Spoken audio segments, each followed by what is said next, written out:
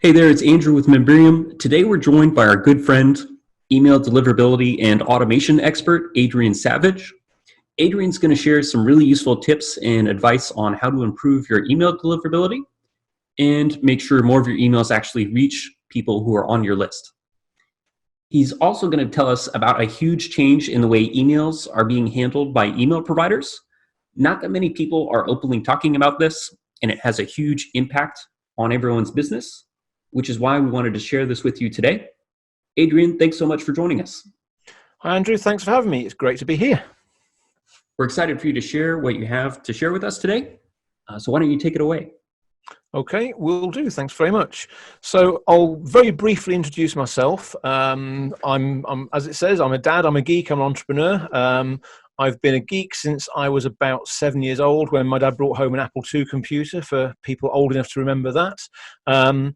I've been involved with Infusionsoft for the last 8 years or so, and the main focus now is on all things to do with email deliverability, and I'm the founder, and as it says, the head geek of my deliverability dashboard software that I'll mention later on.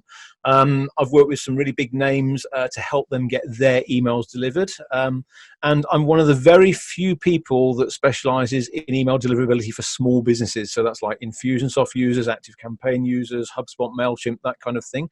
There's plenty of people that work at a corporate level, but the only people that I know right now doing email deliverability in this space are people like myself, Evan Samurin, Mark Penny, very few other people. So it means that what I've got is very specialized, and it's based on what I've been doing for about the last 5 years. And what I'm going to talk about today is how email marketing has really changed forever. And you mentioned that already in the intro. We've got 3 giants that now dominate the email world. And I'll talk about what the greatest challenges are that everyone's facing that most people don't know. I'll talk about how to win what I call the email race to the inbox. I'll explain what RACE stands for. And I'm going to be sharing the 3 things that you can do right now to get more emails into the inboxes of your audience. And I think probably rather than do a Q&A at the end, if you do want to stop me as we go through, Andrew, ask me as many questions as you can, and we'll see if I can answer that. We'll have a bit of a two-way thing. I don't like monologues, so I'm hoping that you can give me plenty of questions as we go through, if that's okay. Sure. Yeah, and a lot of people Perfect. have been asking a lot of questions about this Brilliant. over the whole past year. So the starting point will be, when I'm saying who are you here, what I guess the question that I've got for you, Andrew, is can you just let me know exactly who I'm talking to? I know it's people that are on your email database. They know about Membarium. They might be using Infusionsoft. They might be using ActiveCampaign. What else have you got to tell me about the people that I'm talking to and the kind of questions that I should answer today? Sure. Yeah, I mean, they're using Infusionsoft or Keep or ActiveCampaign to sell some types of online products. Membership sites, courses, info type products, and email marketing is probably going to be their most effective marketing channel. And one thing that we've probably noticed is over time, our open rates and click-through rates are gradually declining. And so it'd be interesting to know kind of what's going on with that. How can we get more emails into their list primary inbox and increase our deliverability? Okay, perfect. So I guess it's fair to say that for the majority of people, then the amount of revenue they can make is directly linked to how well the emails are getting into their audience's inboxes. Is that a fair assessment? That is. Okay, perfect. So let's start by smoking out the enemy. And this is a statistic that a company called Talos Intelligence released. So they're part of Cisco. And what they do is they provide software and services that help spam get detected and avoided for mainly big corporates, things like that. But look at the numbers there. Then this is numbers for October 2019, and in that month they are saying that there were 427 billion spam messages being sent on a daily basis around the world, which is absolutely insane. It's a massive number that I can't get my head around. But that pales into insignificance compared with the numbers of emails that are actually sent that are legitimate, which is very small. We're talking only 15% of all the emails being sent every day are legitimate. More than 85% are spam. So that just goes to show that the email providers, the Gmails, the Hotmails of this world, they've got a very big job to do, because obviously for most of us, we're very lucky that we don't see that level of spam landing in our inbox. The difficulty we've got, though, is that means that sometimes when we're sending emails to our audiences, and sometimes when we're on the receiving end, then emails are going into the spam folder when we don't really want them to. And this explains why it's very, very difficult for the email providers to get this right 100% of the time. And that's why we have such a challenge as marketers just getting the emails into the inbox. Now, I'm going to start with a true or false question. I'm going to put you on the spot for this one, Andrew. So the statement is, email deliverability is the responsibility of my email provider. Now, do you think that is a true statement or a false statement? What do you think about that? That is false. Okay. And it's pretty much false. Now, it's a little bit of an unfair question because it's not completely black or white. But what we're saying now is that, if you wound the clock back 5 years longer than that, then the server that the emails came from played a very big part on whether or not your email was going to make it into the inbox or not. But as I'll mention in a minute, things have changed now, and it is no longer the responsibility of your email provider to make sure your emails get into the inbox. Yes, they have a part to play, and I'll explain a little bit about that. But what we're saying now, and this is my estimate, is probably 90% of the different factors that determine whether you hit the inbox or not are based more on what you do as an email sender rather than what your provider does as the technology provider. So very, very important there. And a little follow-up there, this is a question that comes up time and time again, particularly on the various Facebook groups and things like that, is there's this belief that people have that I'll get a better deliverability if I switch email providers. Now again, do you think that's true or false? Well, knowing what I know now, I know that's false. But Absolutely. I'm excited to hear what you have to share about this topic, as I'm sure a lot of other people listening do as well. Yeah, totally. This is the one, probably this is the biggest misunderstanding that I see out there, is that people are expecting that they're going to get much better deliverability, better open rates if they switch from provider X to provider Y. And the sad thing is that isn't the case anymore either. In most cases, when I've seen people switch from one provider to another, there's actually a drop in deliverability initially, and sometimes that drop doesn't even recover. And the reason for this is because the email providers are looking where the emails come from, and if they see you change your sending habits by sending from a different place or something like that, that's one of the indicators that the emails aren't quite as legitimate as they could be. So it means that there's always some kind of dip when you move providers, and sometimes, unless you manage things really carefully, then you don't recover. But I would say that in probably 99% or more of the cases, then when you switch email providers, if you've got a problem already, it's going to follow you there. And I explain why now.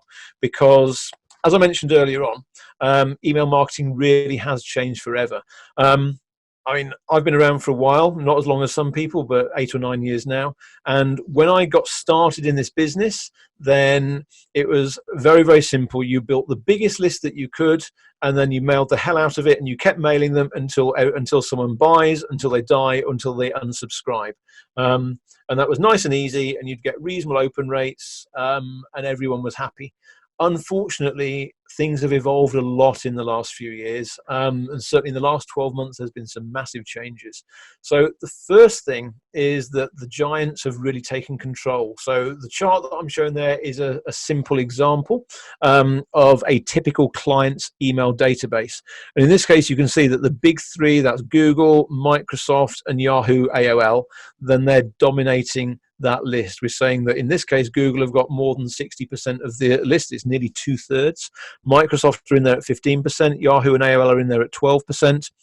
And typically, your average B2B or B2C list will be very similar. There's going to be maybe around 50% is Google, sometimes more than that. Anything from 10 to 20% is Microsoft, and about the same for Yahoo and AOL. And sometimes there's some very niche audiences out there where it might be financial services or education or government or something like that where this doesn't apply.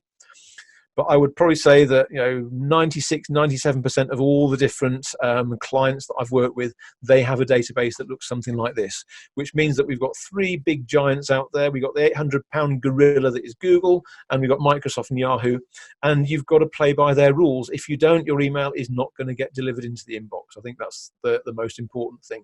And like I said before, it's no longer about the size of your mailing lists. This is about the quality, and we'll talk a lot about what quality means.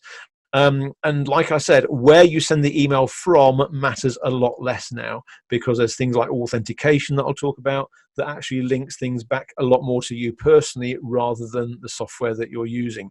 So I think all of those things show that, and although sometimes there's some exceptions to this, then I'd say almost all the time, and probably the majority of the people listening to this right now, it'll affect them, that you've just got to be very clear on who is in your audience, and assuming that it is Google, Microsoft, and Yahoo, AOL, like most cases, then you've got to play by their rules. And even if the makeup of your audience is slightly different, you might have more, it might be government or more custom business and stuff like that, then you'll find that you've still got to follow the same rules in principle, because pretty much everyone is looking for the same things. They're looking for engagement management. They're looking for managing your reputation, lots of other things. So we'll come to that in a bit more detail as we go through this presentation. Anything that I've missed out so far that you think I just need to fill on before I move on, Andrew?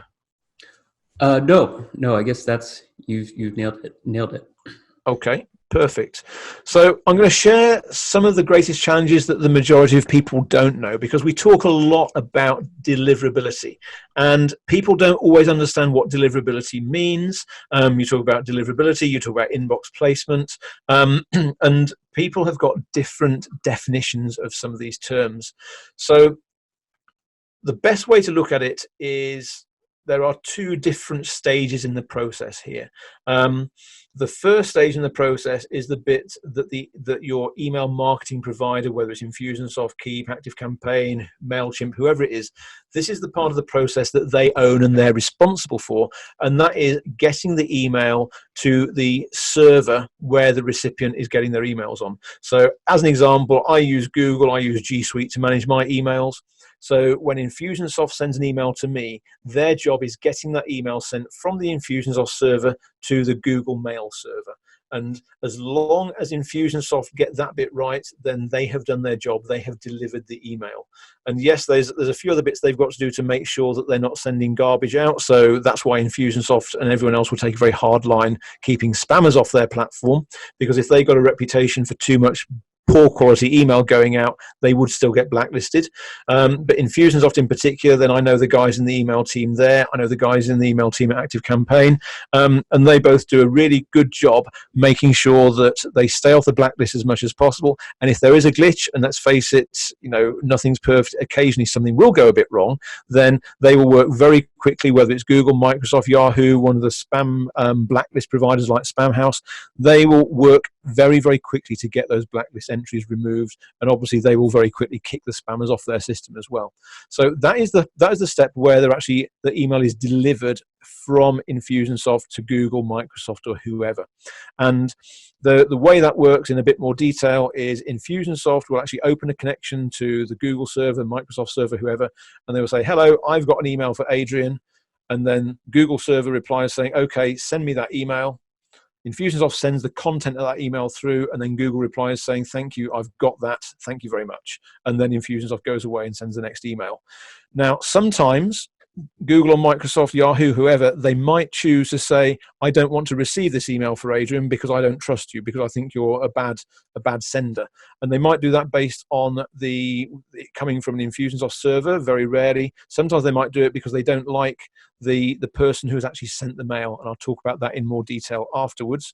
But let's assume that most of the time, and if you'll hear these statements like, Infusionsoft has got 99% deliverability or whatever, that is what they're referring to here. They are saying that Infusionsoft is able to deliver the email from their server to the recipient server 99 point whatever percent of the time. And mostly the reasons that emails don't get through is because things like the email address you're sending to has gone away, or it might be the mailbox might be full, something like that. There's plenty of legitimate reasons why the emails don't get through, but despite that, they still manage 99% or more deliverability. And that's then it starts. Go on, sorry. Sorry to interrupt you there, Adrian. And that's considered pretty strong compared to other platforms, correct? I'd say that they're all pretty much at a similar level these days because, as far as, whether it's MailChimp, Infusionsoft or whoever, then they've got one job these days, and it's to get the email delivered. And they have put a lot of resource, a lot of investment into this. And I'd say that, certainly Infusionsoft are no worse than some of the other platforms. They've got a few extra kind of special tricks up their sleeve that I'll mention later on that make it more likely for some emails to get through. And as it stands right now, Infusionsoft is slightly more evolved, for instance, than ActiveCampaign. But because every provider is constantly evolving and improving their technology, then I'm sure that ActiveCampaign are working on improvements in the background. And it's a bit like a game of leapfrog. There's always someone jumping ahead, and then when someone adopts a new bit of technology, a new strategy, everyone else is catching up.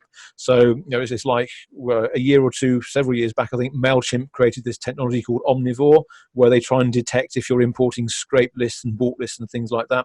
And then, surprise, surprise, it wasn't that long before other providers came along and started doing similar things. So it's a bit like an arms race, this. It's just like everyone's trying to outthink everyone else, but they're always going to be catching up. So, Infusionsoft has got some very clever tricks right now. Other providers have as well.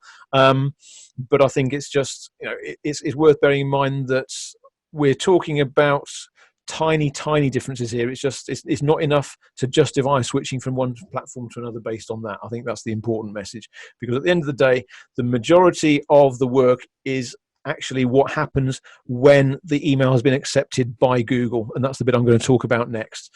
And this is very similar to, whether it's Google, Microsoft, Yahoo, your favorite local internet provider, it doesn't matter. They'll all do something similar. And what they're going to do is they're going to start looking at literally thousands of different data points. They've got very, very complex, very, very proprietary algorithms. And I know that Google use machine learning and AI now, and I know that the other providers are going down that route as well. And what that means is that, we do not know exactly how they decide what happens to those emails. It's a bit like it's black magic, just the way that search engine optimization is, where all we can do is experiment and see what happens, and we can do the best we can to play by the rules, but we don't know what the rules are. Because what Google will do in particular, I use them as the example because they tend to be the most evolved here, is they will start to look at things like what is the content of the email that hasn't changed, but they're also looking a lot more around, well, what is the behavior of the people that this email is being sent to? Just a little aside here, because I've mentioned this and it's worth covering now, is like I said, it's difficult for us as end users to measure deliverability. Infusionsoft can measure it because they've got the stats that say what percentage were accepted by each email server. But it's virtually impossible to measure inbox placement because as marketers and people sending emails, we haven't got a clue where those emails will go. We don't know if they go to the inbox, the promotions tab, the junk folder, the clutter folder, the spam folder. In some cases, the emails could actually be just thrown away in the garbage and not even go to spam. And I've seen that happen particularly with Microsoft sometimes. So what you also have to bear in mind here is that just because an email goes into one person's spam folder or one person's promotions tab or inbox or whatever, it doesn't mean that it's going to go into someone else's, because what's happening now, and again, Google are ahead of the game most with this, but as are Microsoft, Yahoo are doing similar things, is they are customizing the way that emails are managed on a per sender and on a per recipient basis. So that means that, let's say that Micah sends lots of emails to me as an example. Now, if I open every single mail that he sends me, then those emails are going to continue to go into my inbox because I'm showing Google that I'm interested in his content. But let's supposing that you know Micah quite well, you might decide that you don't need to read his emails. So you might find that if you're ignoring all the emails that Micah is sending you and they're staying unopened in your inbox, then you might find that Google starts to put those emails into your promotions tab or even the spam folder because you're not engaging.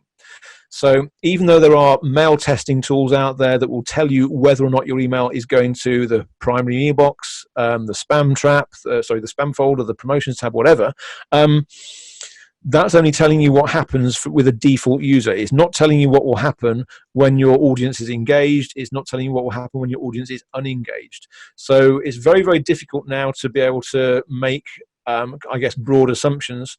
based on what we see from any testing that we do, because every single person's experience will be slightly different. So I think that's really, really important to know. So just because someone complains to you that all of your email to them goes to the promotions tab or the spam folder, it doesn't mean that's the case for everybody. So you still want to look at your open rates and kind of infer what's happening there. Now, there's something else that's very important, very interesting that people don't always realize is when you're sending emails, and this is where Infusionsoft is actually much better, in my opinion, than ActiveCampaign as an example. Infusionsoft will tell you how many bounces, how many unsubscribes, and how many spam complaints each email broadcast that you send have attracted. Now, the challenge that we've got here is that there's two ways of reporting spam, and the most common way is if people click the spam button in their email box. So if you're using Hotmail or Gmail or something like that, there will be a spam button that you can click at the top of the email, and that then gets processed by Hotmail or Gmail or whoever. Now, if you click the spam button in Hotmail, then Microsoft will send a message back to Infusionsoft saying this person has just reported this email for spam. The problem we've got with Gmail is that Google do not send any kind of feedback like that back to the email providers. So if someone clicks the spam button on your email inside Gmail, you are not going to know about it, which becomes very difficult because we've just seen that more than half your audience is probably on Google. So that's half your audience. You don't know if they're reporting you for spam or not. So what happens there is when they hit the spam button, Google files that little bit of information away for future reference. And the more people report you for spam, then guess what? The more likely Google is to lower your reputation and to move your future emails into the spam folder. So that's something that's very important to understand. And then the last part there is to beware of spam traps. I'll talk about spam traps in a bit more detail when I get onto the next section. But that is a very quick way of getting your emails into the spam inadvertently if you're not keeping spam traps off your list. And I'll talk about that in a bit more detail. Any other thoughts or observations at that point before I move on? Yeah, that's interesting about the spam complaints are reported from Gmail. Does the same apply to G Suite? Yes, anything within Google gets treated the same way. So Gmail, G Suite, then we see exactly the same behavior there. I'll mention later on that there's ways that you can kind of get a slight insight into the number of spam complaints that you get, but you can't get the detail in any way. You will never know who has clicked the spam button in Gmail or G Suite. Yeah, fascinating. So let's move on then and start talk about what determines inbox placement. So this is where I came up with a nice simple acronym that I call RACE, and that stands for reputation, authentication, content, and engagement. And everybody wants to win the email race. We want to win the race to the inbox. So I'm going to spend a bit of time talking about the different areas here, starting off with reputation. Now, reputation is broken down into two parts. So I've already mentioned that although the majority of the reputation is based on what you send and who you are now, there is still a small part of reputation that's based on the platform that sent it. So if Infusionsoft had a reputation for sending nothing but spam emails, then sooner or later they would get blacklisted, and an email sent from Infusionsoft would no longer get through. Now the good news is that's very, very, very rare, and I'll talk about how they actually segregate their IP addresses later on, which makes it even less likely that Infusionsoft will get a bad sender reputation. But it means that you do need to make sure you're using a reputable provider. So that includes any of the well-known email platforms. You've got Infusionsoft, ActiveCampaign, MailChimp, HubSpot, Constant Contact, GetResponse, ConvertKit, Drip. They will all have reasonable or good deliverability, because that is the main thing that they have to do. So although the server reputation matters, mainly because if you just suddenly set up your own email server in your backyard and just connect it to the internet, you'd find that you don't get the emails delivered. Anyone who's been doing this for a long time and has managed their reputation, they will get the emails through. So that's the server reputation. But what I'm going to be talking about here mainly is your domain reputation. And domain reputation is linked to the email address that you send the email from. So in my case, then, if it's just Adrian@deliverabilitydashboard.com, then the reputation is linked to deliverabilitydashboard.com. The name before that sign matters a little bit sometimes, but the main thing is, well, all the emails collectively that are coming from this domain are what Google, Microsoft, Yahoo are going to be looking at.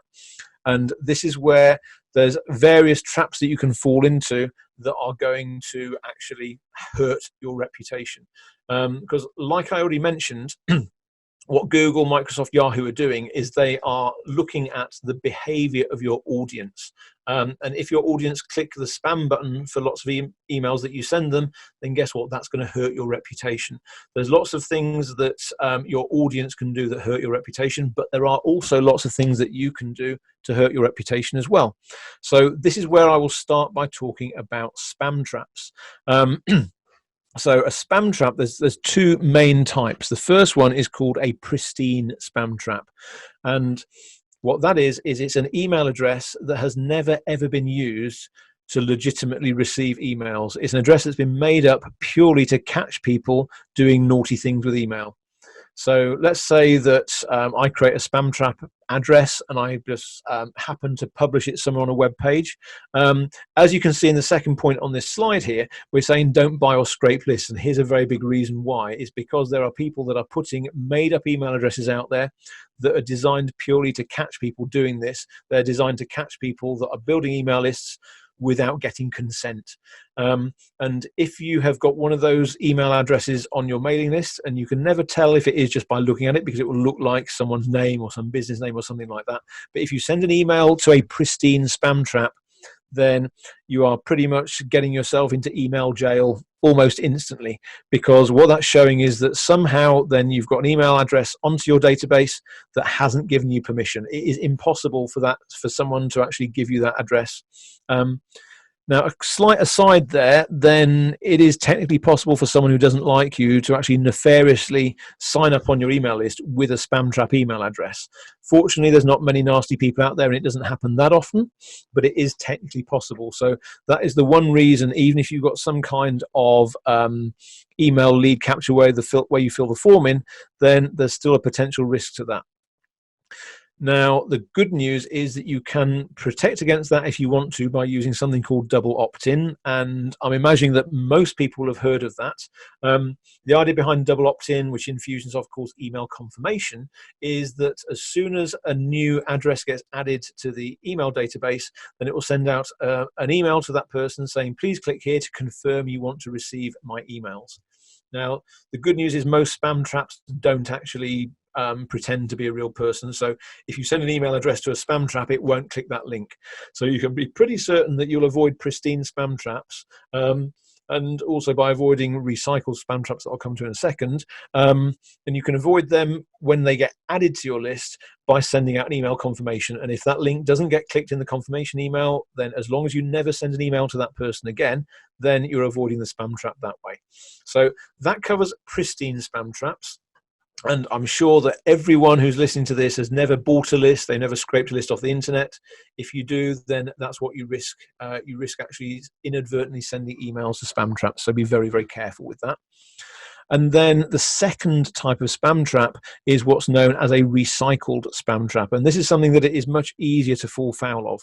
The good news is that if you do hit a recycled spam trap every now and then, you're not going to get into quite as much trouble. But if you keep sending emails to any kind of spam trap, then it will hurt your reputation long term. So you've got to be very careful with that. And what a recycled spam trap is it's an email address that started life as a real legitimate email address. It's one that was receiving email and there's a real human being managing that account. But then let's imagine that someone decides that they're going to switch from Gmail to Hotmail or something like that, or they change jobs or whatever it is, and the email address they were using suddenly stops working. It becomes inactive. Now, then for the next normally 3 to 6 months, something like that, then any attempt to send an email to that address will get a bounce error come back. So this is when Infusionsoft will speak to Gmail and say, hey, I've got an email for Adrian.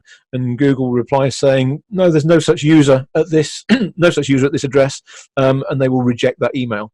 Now, what Infusionsoft and every other email platform I've ever come across does in those scenarios is they will automatically unsubscribe that email address. So if you try and send an email to that person in the future, it won't work because it's been deactivated. So as long as you're mailing your email list reasonably frequently, at least every month or so, and as long as you're using a decent platform, then anytime an email address goes out of use and bounces, it will get unsubscribed. Where it all starts to go wrong, though, is if you are not sending emails very often, because after 3 months, maybe 6 months, that email address that was legitimate and has been deactivated becomes reactivated as a spam trap, as a recycled spam trap. And the purpose of that is to catch people who aren't keeping their list very clean. They're not managing their engagement, they're not sending often enough, they're not managing unsubscribes, and they're not managing bounces. So if you continue to mail recycle spam traps, and it might be that you've just not mailed your list for 3 months or 6 months or something like that, and then you suddenly started mailing again, or it might be that you're not managing your bounces properly, then if you keep mailing those spam traps after those 6 months, then that you will become potentially blacklisted as a bad sender who's not performing list hygiene. So very, very important to make sure you are mailing your list reasonably frequently, at least every month, if you want to avoid recycled spam traps. Now, the good news is that even if you're doing everything you can, or even if you had a gap, maybe a few months gap before you sent another email, there's something you can do to protect yourself against spam traps, and that's something called scrubbing your list. I'll talk about that in a little bit more detail later on. But what that's doing basically is using a third-party validation or verification service, and they work at different levels. And what they can do is they can actually identify spam traps in certain cases. So then you can then choose to remove those from your mail list. We'll talk about that a bit later on. But the other really, really important thing to manage your reputation is to make sure you're meeting expectations. Because when people sign up for your mailing list, then if you're doing a good job, you're going to tell them to expect an email from you weekly, monthly, whatever it is. If you set those expectations and then you stick to what you've said, then people are much more likely to consume your content and not get upset with you. If you say sign up for my monthly newsletter and then you spam them every single day, then guess what? Some people are going to get upset with that and they're going to complain, hit the spam button, unsubscribe, whatever. So very, very important to make sure that you're meeting expectations and you're sending the right content to the right people at the right time based on what you know they want to hear. There's so much more to talk about this, but we've only got so much time on this recording, unfortunately. Anything else? Any questions from you at this stage, Andrew, before I go on to talk about the next part? No, this is all great. Okay, perfect. So the next part in winning the email race is what I call authentication. And this is one of the areas that has changed quite a lot in the last kind of 3 to 5 years, something like that. Because certainly if we go back 5 years, then there wasn't that much authentication where people were saying, I am the legitimate sender of this email. And that's why something called DKIM was introduced, which stands for Domain Keys Identified Mail. And the purpose of DKIM is it allows you to put a digital signature onto every single email that you send. And what you do then is you publish a public key via your DNS server. And every time the email gets sent, then the private key in your email is compared with the public key, and it does whatever clever cryptographic things it does that I don't understand. But by doing that, it's able to confirm that this was an email that you sent, and you gave Infusionsoft or whoever permission to send this email on your behalf. And that's really, really massive, because obviously if someone is spoofing an email on your behalf, they can't publish a public key on your DNS, so they can't sign the emails. So if the email comes with a DKIM signature, then particularly Google, Microsoft, whoever, they can look at that and say, yes, I can be pretty confident that this email really did come from Adrian because he has signed it with DKIM. And the good news is pretty much every email platform out there allows you to set up DKIM signing now. So there's two main benefits for that. The first thing, as I've said, is it allows you to actually confirm it's a legitimate email from you. The second thing is that there used to be a big complaint when you received an email from someone using Infusionsoft, then there'd always be this message that said sent via infusionmail.com. And by using DKIM and setting that up correctly, that via infusionmail.com message disappears. So if someone's got that and they don't like it, then if you set up DKIM correctly, then that will actually get rid of that. The same is true of ActiveCampaign. They don't publicize it quite as much, and they actually don't recommend that you manage your sender authentication. But I would say it's a very, very good thing to do, particularly if you want to improve your reputation with Google. But it actually makes a positive impact for pretty much every email provider now. So if you haven't got DKIM set up already, then it is really, really important to do that. If you're using Gmail or G Suite, it's quite easy to check. You can send yourself a test email, and if you click on the little drop down next to your sender's name, then normally it will say mailed by, and there's another line that says signed by, and it should be signed by your own personal domain if you've got DKIM set up correctly. If not, then I'd say very much recommend that you do that. So that covers DKIM. Have I explained that well enough? Yeah, you have. And then so if somebody Okay. wants to make sure they have their DKIM or DKIM records set up correctly, how would they go about doing that? So I think the best thing is, as I said, just firstly, inside Infusionsoft, then under the email options, there's an email authentication option. You can make sure it's set up correctly there. And if not, then it will normally tell you there's a problem, you can fix it. But the easiest way is if you just do send a test email to yourself. And when you do that, then you can actually check you can check the header information inside Gmail or whatever email provider you're using. There's also various mail tester apps where you can do that as well. But the easiest thing is normally just to check your own email headers in your own platform, and that will do the trick. Got it. Okay, so next up we've got SPF, which has been around a little bit longer, and this stands for Sender Policy Framework. Now this works slightly differently because what this is doing is this is telling the world who you trust to send emails on your behalf. So this isn't done on an email by email basis the way that DKIM works. What this one does instead is this is just publishing a list of servers that you trust to send your emails. And what that actually means in most cases is that, let's say we're using, say, I don't know, Gmail or G Suite to send our personal individual emails, and we're using Infusionsoft to send our bulk marketing emails, then it means that our SPF record, which is another DNS entry that we publish, the SPF record has to explicitly state that we want to allow the world to receive emails that we've sent from both Gmail and from Infusionsoft. Now, the SPF record is very easy to fall into one trap, and that trap is you cannot have more than one SPF record. So what some people do is they create two, one for Microsoft and one for Infusionsoft as an example, or it might be one for Gmail, one for Infusionsoft. If you've got two SPF records, then you don't know which one is going to be looked at, and Murphy's Law says that if you send an email from G Suite, then the recipient will look at the SPF record that says that you only trust Infusionsoft. So very, very important to make sure you've only got one SPF record, and it needs to list all the different places that you can send emails from. So normally that will be your email provider, your personal email provider, whether that's Gmail, G Suite, Hotmail, Office 365 or whatever, and then it will be your email marketing provider, whether that's Infusionsoft, ActiveCampaign, or any other platform out there. So that's the important thing for SPF, is to make sure that you've got that set up correctly. There's been a bit of debate around how important SPF is, and the theory is that it doesn't matter as much anymore. In reality, though, then it is still having a positive impact. Having an SPF record can't make your deliverability worse, and it could still make it better. So make sure you've got both DKIM and SPF set up.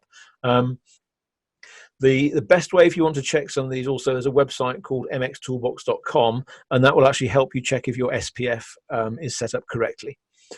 Now, the third authentication method is something called DMARC, which is domain-based message authentication, reporting, and conformance, which is quite a bit of a mouthful. And DMARC works slightly differently, because what DKIM and what SPF are doing is they are just telling the world whether or not the email is legitimate. What DMARC does is it goes a step further, and it tells the world what to do if the authentication tests do not pass correctly. So the best example of this probably is Gmail started this, and I now think this applies to Yahoo, Hotmail, and so on as well, is that they use DMARC to say that if an email from a Gmail user hasn't originated from a Gmail server, then get rid of it. Don't let it get delivered at all. Because what Gmail wanted is they wanted to stop people spoofing the emails, because they wanted to be in complete control and make sure that only the emails that their users were sending from their platform would get through.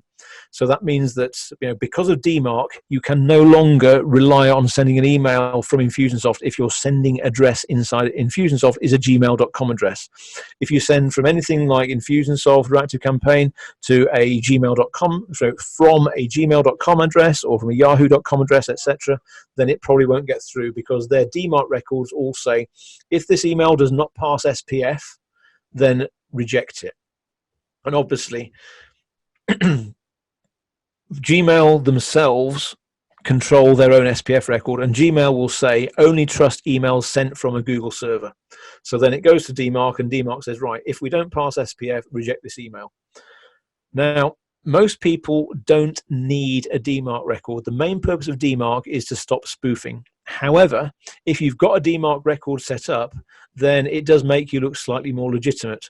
So it is definitely worth setting DMARC up, but if you get it wrong, then it means that nobody will receive your emails. So you have to tread very, very carefully with DMARC. So if you're unsure about it, then don't set up DMARC. If you are sure, then make sure you're working with an expert, and make sure you do plenty of testing. Because if you get DMARC wrong, no emails will get through. And I had one client recently, they set up a new active campaign account, and they came to me saying every single mail that I'm sending is going to spam. Now, they were lucky it was going to spam rather than just getting completely trashed, but the reason they were doing it is because they had set up a DMARC record in their DNS, and it was saying if there's any emails that don't pass authentication correctly, then reject them. So very, very important to get that right.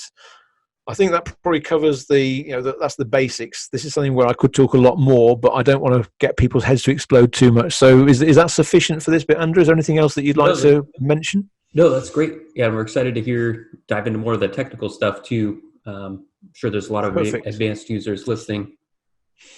Yeah, and one thing that I'll mention there as well is that if you do need more detail, there's a lot of good resources out there, but be careful that it is a legitimate resource. There's some people that are posting advice that isn't quite right.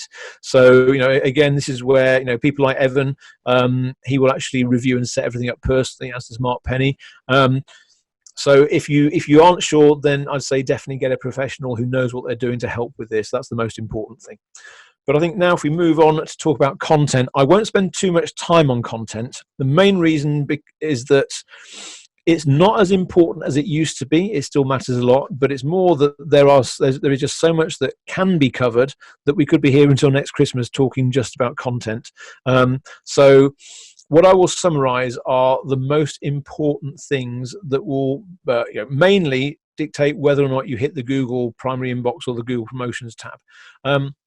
Thing to bear in mind, because people often try and game the system. They will try and kind of tweak their email to kind of fake Google into thinking that what they're sending isn't a promotion. And the general rule of thumb is, if it looks like a promotion, if it smells like a promotion, if it tastes like a promotion, it probably is a promotion. And Google's artificial intelligence is very clever at working out what's a promotion. So what I would say is, don't get too obsessive about trying to avoid the Google Promotions tab if that's where your emails are going, because many people look at the Promotions tab for marketing messages. But what we have found is if you minimize the number of images in your email, then obviously it's less likely to look like a promotion. Because let's suppose I'm just sending a standard email from my Gmail client. I'm not going to be putting a nice big graphical header at the top.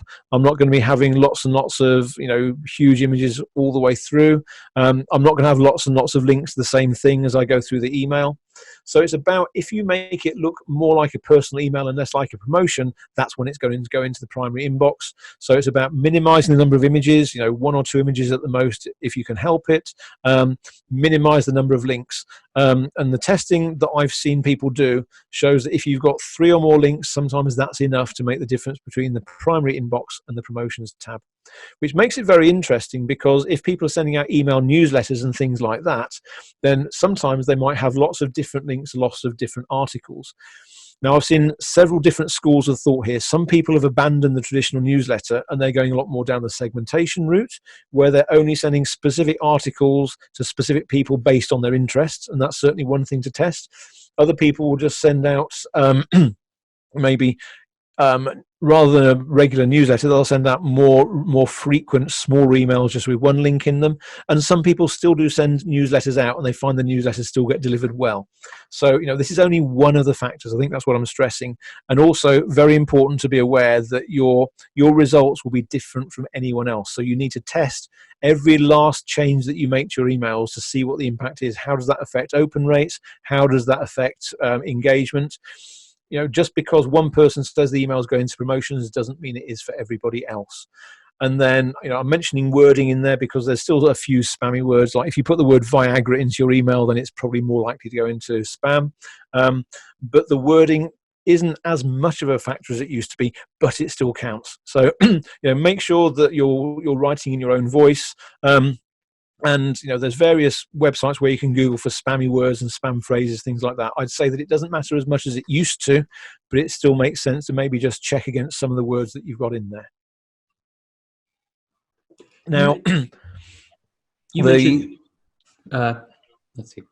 You mentioned including 3 links in an email as kind of the rule of thumb. Does the unsubscribe link count as one of those links?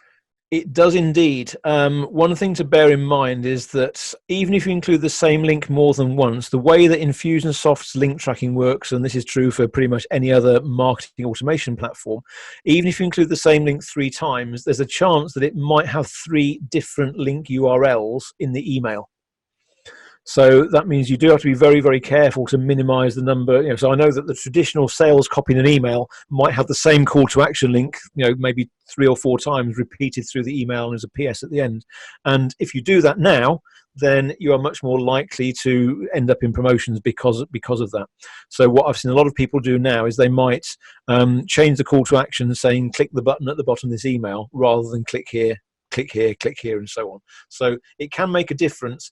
But again, I would say that common sense still prevails here. Just because it's good practice to minimize the number of links, then don't take them out if it actually kind of goes against the message or the purpose of your email, because that still matters a lot. That's good to know. Thank you. Okay. The last thing then is just around the frequency. And that's not really the email content itself, but I thought I'd put it in here because obviously the more often you send emails out, that is going to have an impact on when people open them and how often they open them. It's like if you send an email every single day, then it's less likely that people are going to open every single email than if you send one a week. But equally, if you're sending emails weekly versus monthly, then that isn't going to affect the opening rate as much. But certainly if you send emails every single day, then it's kind of to be expected that the email open rate will be a bit lower from that. I think that probably covers content sufficiently. Anything else before I move on? No, that's great. Okay, perfect. So then the final stage in the race model is engagement. And in my opinion, then this is what matters most. Now, if you have a look at the screenshot here, this is an actual screenshot of my personal Gmail from sometime at the end of last year, I think. Now, I've grayed out the name of the sender to protect the innocent, but this was someone I'm on their list, and I just don't open their emails. I haven't opened them for months or years, probably. And you can see at the top of the app there, Google is actually giving me the opportunity to unsubscribe from them because, as it says, you haven't opened any emails from this sender in the last month. So what that means is that Google is giving a very clear message that they do not want unengaged contacts to keep being emailed. They're giving the unengaged people the opportunity to vote with their feet and unsubscribe. And if people don't do that, Google will still notice, and they will start to move things into the promotions tab, into the spam folder, and so on as time goes on.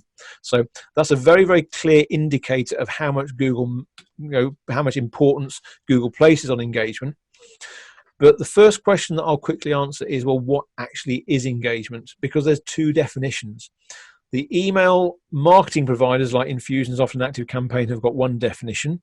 And from their perspective, engagement is something like filling in a web form, opening an email, clicking on a link in an email, and that's pretty much it.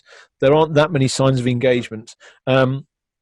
So the main thing that we care about here is the number of people that have opened the emails, because that's one of the metrics that the email mailbox providers use as well. Because let's say that you're using Gmail or Hotmail or something like that, then they will look in a lot more depth around what they count as engagement. Certainly opening an email counts as engagement. It's less likely they'll actually count a link click as an engagement, which is interesting. The reason that you should still track your link clicks inside Infusionsoft is because sometimes people have open tracking turned off, and if they click the link in your email, they've opened it as well. So it's always a good habit to make sure you've got very clear calls to action in your emails, getting people to click things. But on the recipient side, so Gmail, Hotmail, and so on, what they are looking for is if you've opened an email, if you've replied to an email, that's a really strong sign of engagement. If you rescue an email from the spam folder, if you add the sender's name to your address book, all of those things are good signs of engagement. But what they're also looking for are signs of disengagement. Because if you ignore the emails, if you leave them in your inbox, if you delete them without reading them, if you report them for spam, all of those are bad things. And the more disengaged Google thinks that your audience is, the more likely Google is to send your emails into the spam. So that means that we have to be very ruthless as we manage our engagement. And this is where the world has changed the most. And if there's one thing that people take away from today, then I think it should be this.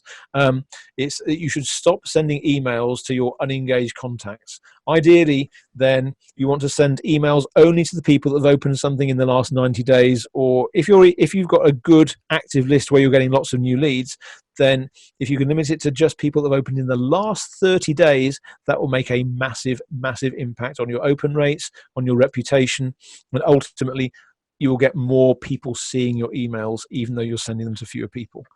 Now, one way to actually manage that is to use a re-engagement campaign. And this is something that you can automate, where supposing someone reaches 30 days or maybe 90 days without having opened anything from you, you can automatically send them an email that says, hey, just wanted to make sure you still want to receive my emails. Click here if you do. Otherwise, I'm going to take you off my list. And sometimes people will send maybe 2 or 3 re-engagement emails. And if at the end of those 3 emails, the contact still hasn't engaged, then you might choose to unsubscribe them. So very important to do that. Give people the chance to click just to demonstrate they're still opening, even if the open tracking isn't working. And if there's no engagement after that, then you should probably unsubscribe them and stop mailing to them. Little caveat there, if they're a customer, something like that, you might need to be a bit more careful. But re-engagement campaigns and managing your engagement is absolutely vital. That is the most important thing that you must do. Now, something else that matters a lot is what we call whitelisting instructions. And I'll mention an example of this in a moment and show you where to find some sample whitelisting instructions. But what that is actually putting something on the thank you page after someone opts in via your web form to explain how they can tell their email provider that they want to receive your emails.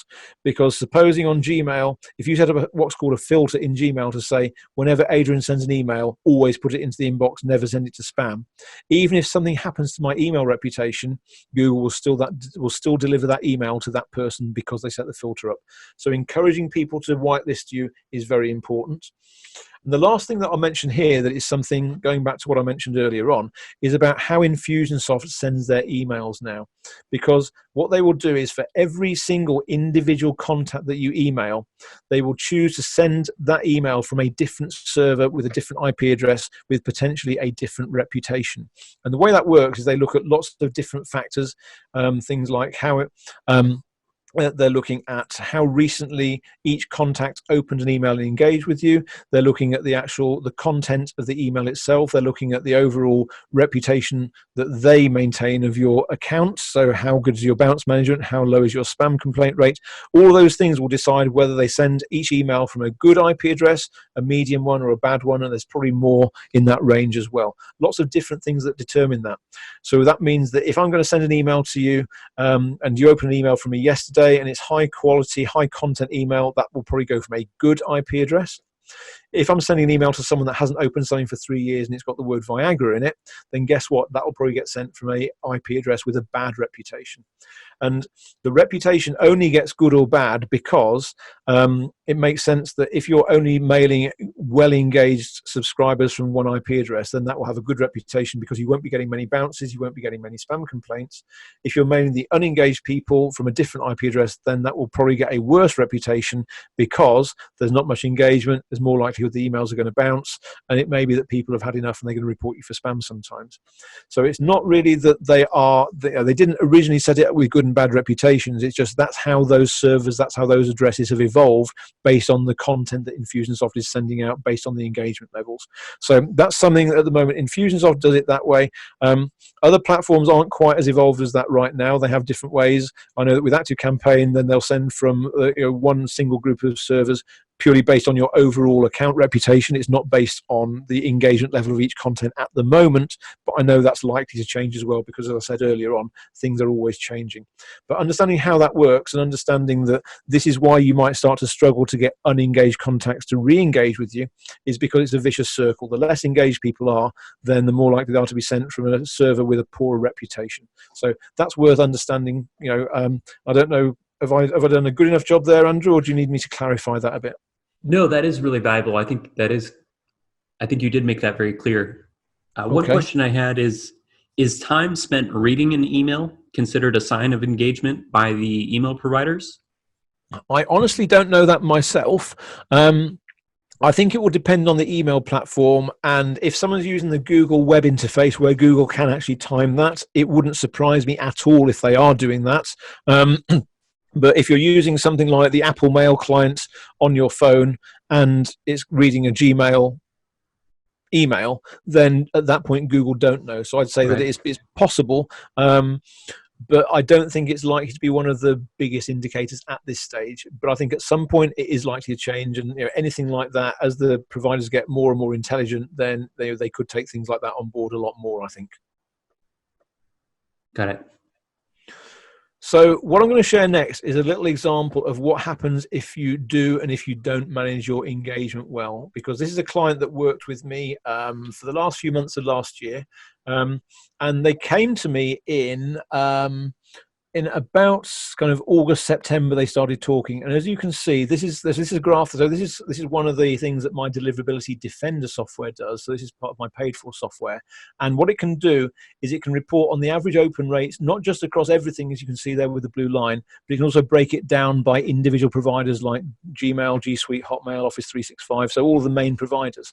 And I'll switch that off for this example because it was the actual average that mattered. But you can see in September, they were down to a pretty poor, around 12% open rate, which isn't ideal. So they started using the Defender software that helps them manage the engagement. It helps them tag the contacts so they could just only send to engaged contacts. And you can see that things started to improve. So by the time we got to November last year, then they'd pretty much doubled their open rate. They were up at 25%. And even though they were sending fewer emails, they were still getting slightly more people actually seeing them. Now, unfortunately, it went wrong in December because I don't know whether it was a bit of FOMO or a bit of kind of fear of loss or something like that, but they started mailing their entire list again, or the engaged and the unengaged contacts. And this is where it gets quite surprising. I mean, I'll just, before I skip to the next page, I'll show that it ends nicely because at least they made a recovery once they started managing their engagement again.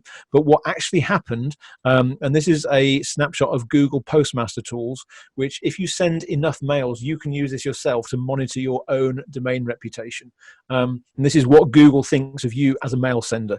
Now, what I will say there is if you don't know exactly what you're doing here, then don't spend too much time looking at Google Postmaster tools because it can get frightening, and there's some other stats that don't necessarily mean what you think they mean. But the domain reputation is probably one that you can actually look at, because if your reputation is high, then you're going to go into the inbox. If it's medium, then you still probably will, but not as much. If it hits low, then you might go to the spam. If you've got a bad reputation, your emails are going to go to spam, and you need to take some fairly evasive action to improve things quickly. But what you'll see here is the data point there, where I'm not sure if the mouse will show up on the screen or not, but the very last point before it drops from high to medium, that was the 5th of December. And that was the first day that they sent an email broadcast to their entire list after having managed their engagement before that. Now, they would have probably got away with that, but then 2 days later, on the 7th of December, they sent another broadcast to their entire list. So only 2 days apart. And as you can see there, that was the date that Google immediately downgraded them to medium reputation. And even out into the start of January, even though they cleaned their act up again at the start of January, it wasn't an immediate improvement. On this screenshot is a little bit old now. The good news is by the end of January, they had rescued their reputation. It went back up to high because they were managing their reputation. But this is a very good visual example of what happens if you don't manage your engagement properly. And a lot of people aren't necessarily doing that. So I think that is really, really important to understand how quickly you can upset the apple cart if you don't manage your list properly, and how long it takes to rebuild it.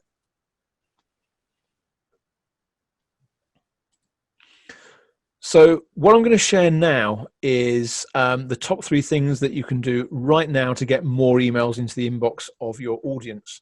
Now, the first thing, I'll talk about that in a little bit more detail in a second, is to check your email health score. And that's actually a free tool that I've developed to give you a very quick, easy to understand measure of how well you're managing your engagement right now. So we'll come back to that one. The one that is worth talking a lot more right now is about putting the whitelisting instructions on your own website. So if you see the right-hand side of the screen, then that's an example of what whitelisting instructions can look like, where effectively you're saying click on the email provider that you've got, and then it will show the specific instructions for that provider. And there's a guy called Chris Lang who knows an awful lot about email deliverability, and he has created this email whitelist instructions page. And if you go to the link that's showing on the slide, which is whitelist.guru, you can actually put your own name, your own email address in there, and it will create a personalized set of whitelisting instructions that you can copy and paste onto your website, and you can use that on your thank you pages and show people how to whitelist you. And to be fair, not everybody is going to whitelist you, but even if 20% of your audience whitelist you, then that's going to help your reputation. It's going to help your deliverability, because even if something changes and things don't work in your favor in the future, then you can still get the emails delivered. And then the third thing I mentioned earlier on is scrubbing your list. Now, Deliverability Dashboard is the set of tools that the email health check is part of. And one of the things that we offer, and this is a free integration, is we've linked Infusionsoft up and we've linked ActiveCampaign up with Clean13, which is a paid-for list scrubbing tool. Now, the way that list scrubbing normally works is you download all of your contacts to a CSV file, you upload them to the list scrubbing service, you download the results, and then you have to integrate that back into Infusionsoft, ActiveCampaign, or whatever. So with the integration I've got, it's a free integration. You still have to pay for the Clean13 credits, but it means that everything is done in place. You just literally select which contacts you want to scrub, you press a button, and then Deliverability Dashboard sends all the data across to Clean13. It checks the contacts, and then it applies a tag for each contact, so you can see which contacts are verified, which ones are spam traps, which ones are role accounts like info or sales or whatever, and it'll give you a whole different set of statuses that you can then decide which ones are safe to deliver and which ones aren't.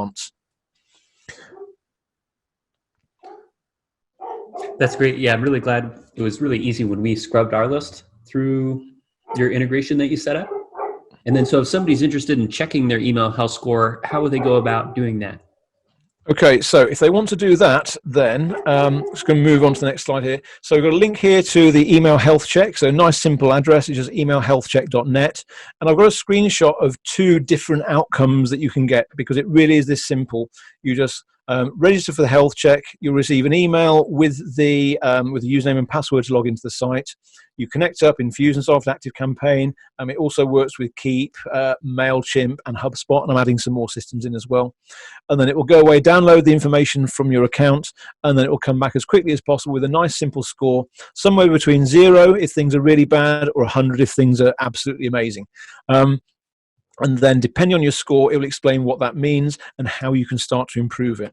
And the thing to bear in mind here is this is only measuring things that are within your control. So it's going to be showing you things that you can do. So if you are improving the way you manage your engagement, you will improve your health score. And then the net result of that will be that you actually are more likely to hit the inbox, if that makes sense. Yeah, and there's a lot of other really useful stats you have in there for helping to measure your deliverability and measuring how your list is doing over time. Yeah, absolutely. So, within Deliverability Dashboard itself, then we can look at your audience analysis. So you can see, how many are Gmail, how many are G Suite, how many are Microsoft, Office 365, and so on. Very important one is looking at your new contact engagement, because how your new contacts engage with you over the first 30 days is a really big barometer of your reputation. Because if only 10% of your new contacts open something, you've got a problem. Typically you can get 70 to 80% of your new contacts opening something, and this will tell you that, and it breaks it down again by provider. So you can see, are you working well with Gmail, G Suite, Hotmail, Office 365, and so on.